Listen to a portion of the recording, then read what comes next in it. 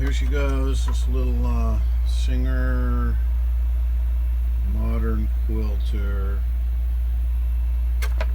She was all locked up, brand new machine, or relatively new, with this upper bearing right here. You can see it inside there, this upper bearing. We had one last week with the lower bearing.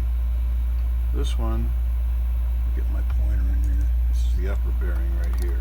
This one was locked to the shaft, and instead of the shaft spinning inside of it, it was spinning on the shaft, and it's hole there with a spun bearing, and it was given an error message E1, and that usually means the machine needs to be serviced. There's a dry bearing, but in this case we oiled all the bearings, and good golly, Miss Molly, she still wouldn't go, and had a big old E message over there. So now the other going, so we can pick a back stitch here, or a back stitch button. There we go, back stitch.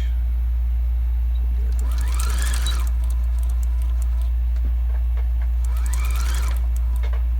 It doesn't have sustained back stitch. Anyhow, it's going to be fine. It just needs to be put all together.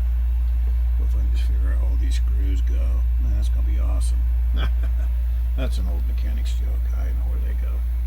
It's going to be good as new. Thanks.